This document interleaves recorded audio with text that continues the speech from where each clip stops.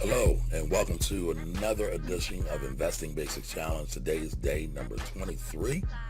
23 days through, and today we're going to talk about investing accounts, various accounts. So it doesn't sound all that thrilling, but it's actually very important. So we're going to break them down into two different segments, ownership and account type. It's really simple. When you think about ownership, let's say if I wanted to open up an investing account, just me, myself, or maybe you, that's an individual account.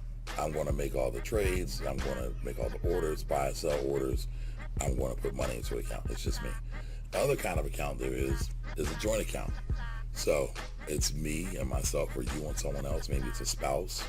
The one thing with joint accounts is you have to worry about survivorship. I don't want to go into that because that gets a little bit tricky for this one.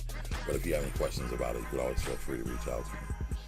But that's basically an individual and joint account. And then you have business accounts. So if you're in business, if you're an LLC or a C Corp, maybe you're a partnership or an S Corp, maybe you're a nonprofit, you have what's called a business account, maybe even trust. So the companies usually require you to supply a little bit more information. They want to see your EIN paperwork from the IRS. They want to see your corporation paperwork. Sometimes they even want to see your minutes. So have those prepared when you go to open up an account anywhere. It will definitely help expedite the process, because in this regulated world we live in, they review everything. All right, so those are basically the ownership types. Each one of those will have their own little nuance. But then for each one of those ownership types, you also have account types. So if you have an individual account, you can have a cash account. So you have cash accounts where basically when you want to do an investment, it's just like when you go to the supermarket, you got to have your money ready to pay for it. So in these cash accounts, let's say you have $1,000. If you want to buy $1,000 worth of any particular stock, you have to be ready to pay for it right then and there. Just like when you go to the supermarket, like I said earlier.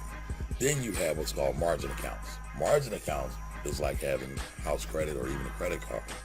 So you could say have $2,000 in your account, but you could possibly buy $10,000 worth of stocks and investments. So that's credit. And if you think back in history, you probably remember this 1929, the big crash, people jumping out of the windows because they thought the sky was falling, but that was because all of those cats had margin accounts. So, it's just like a credit card. You can definitely get in over your head. Having too much credit causes an issue, but it's definitely something you can leverage. But again, I'm providing this as information. It's not for beginners. Margin accounts are not for beginners. I would say that stick with a cash account, pay what you have the money in the account to pay for it. Stay away from the margin accounts because they can get very, very, very tricky. What happens in margin accounts, when you don't have the money, they do what's called a margin call. So if you don't have the money in the account, and let's say you're in a negative, you've been losing money on your investments, they do a margin call. So they'll take all the money out of your account, they'll sell all your investments, no matter what you have going on. So you kind of want to avoid that. So that's day 23. Day 24, we're going to talk a little bit about the investment landscape.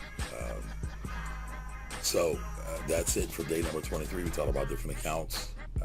Individual accounts, cash accounts, joint accounts, margin accounts, not discretionary. That's for another day.